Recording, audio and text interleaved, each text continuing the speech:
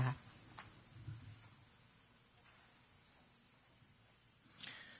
(5월 16일) 토요일 정례브리핑을 시작하겠습니다.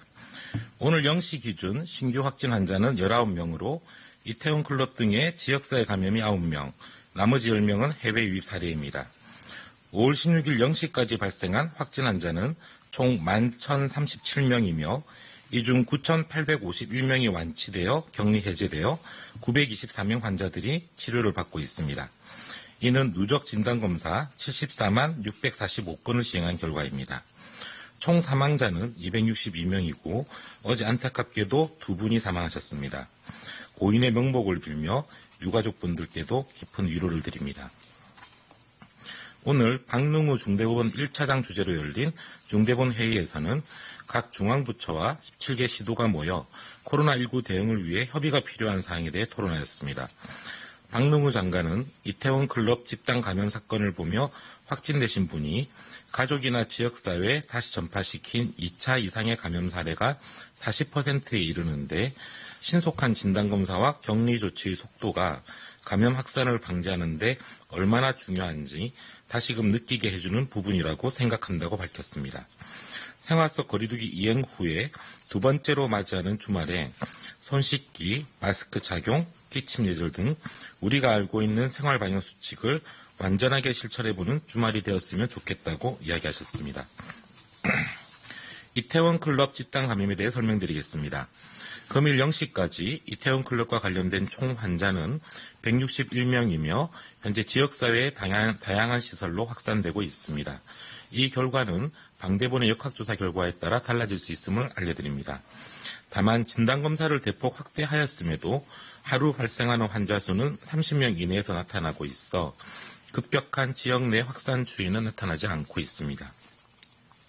현재까지 이번 사례와 관계되어 검사를 받은 사람은 총 4만 6천여 명 정도로 익명검사를 도입한 이후 검사를 받는 사람이 빠르게 증가하고 있습니다. 방역당국은 선별진료소 확충 등 진단검사 인프라를 확대하였고 확진 환자의 동선공개 가이드라인을 개정하여 방문한 시설과 개인을 특정하기 어렵게 개선하였습니다. 지난 연휴 기간 동안 이태원 일대 유흥시설을 방문한 분들 중 아직 검사를 받지 않으신 분들이 있다면 신분 노출에 대한 위험은 없으니 지금이라도 검사를 받을 것을 당부드립니다. 많이 늦었지만 지금이라도 검사를 받는 것이 중요합니다.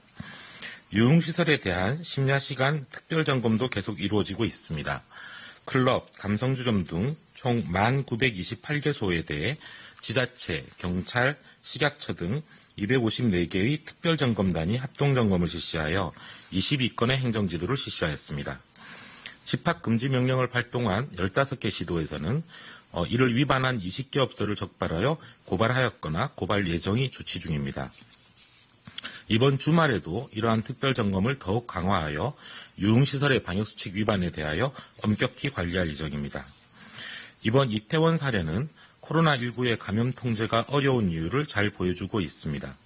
클럽과 같이 밀폐된 다중시설에서 빠른 전파 속도를 보이고 있으며 이렇게 감염된 환자 중 3분의 1 정도는 무증상 환자로 증상만으로 환자 구별이 안 됩니다. 무증상 환자들도 감염력을 가지고 있어서 지역사회의 다양한 공간에서 2차 또는 3차까지 감염을 일으키고 있습니다. 젊은 연령은 치명률이 낮은 반면 고령일수록 치명률이 높은 세대 간 편차도 감염병 관리를 어렵게 하는 특성입니다. 이러한 특성들로 인해 국내외 전문가들은 백신이나 치료제가 개발되기 전까지 코로나19의 완전한 종식은 불가능하며 상당한 기간 동안 코로나19의 위험성을 각오하고 함께 공존하는 삶을 살 수밖에 없다고 경고하고 있습니다. 반면에 이번 이태원 사례는 우리 사회가 코로나19의 장기화에 대응하기 위한 해법도 함께 제시하고 있다고 판단됩니다. 지역사회의 다양한 시설에서 전파가 이루어졌으나 상당수의 시설에서는 추가적인 감염이 없거나 최소화되었습니다. 특히 확진 환자가 다녀갔던 교회, 콜센터, 실내 체육시설 등에서 새로운 확산이 나타나지 않은 점은 주목할 부분입니다. 이러한 시설은 밀폐된 고위험 시설로서 코로나19에 취약한 대표적인 시설들이었음에도 추가적인 확산이 나타나지 않았습니다.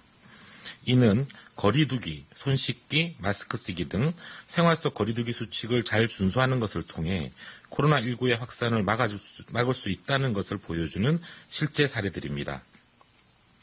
이러한 시설과 관계된 종사자 및 이용자들은 어쩌면 이태원 클럽 사례와 같이 발생할 수 있었던 새로운 지역사회 유행을 막은 것이며, 이러한 성과에 대해서 수고하신 모든 분께 감사를 드립니다.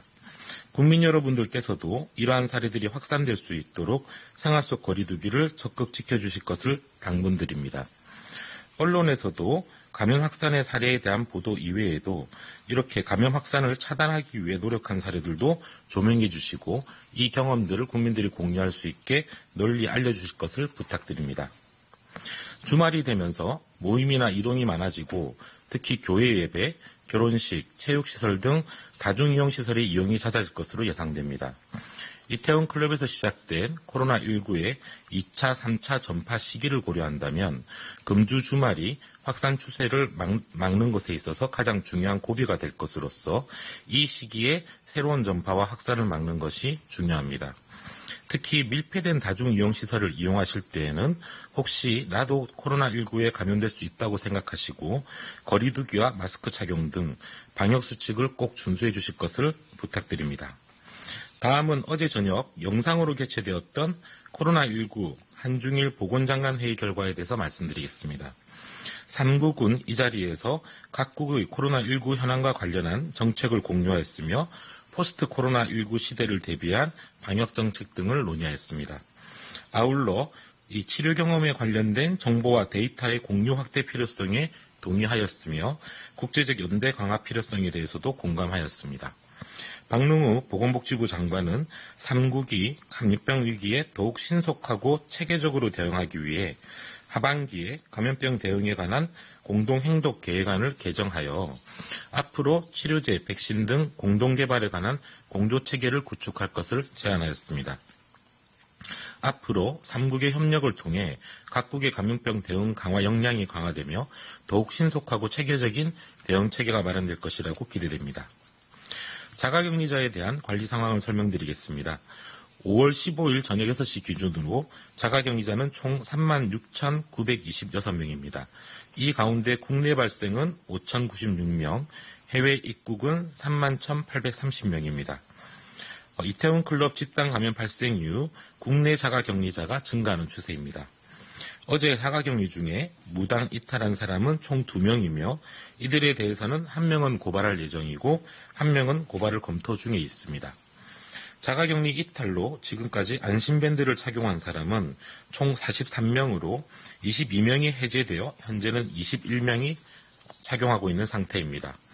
자가격리 대상자들은 무단이탈 등 격리 지침을 위반하지 말고 방역당국의 안내에 따라 수칙을 잘 준수해 주실 것을 당부드립니다.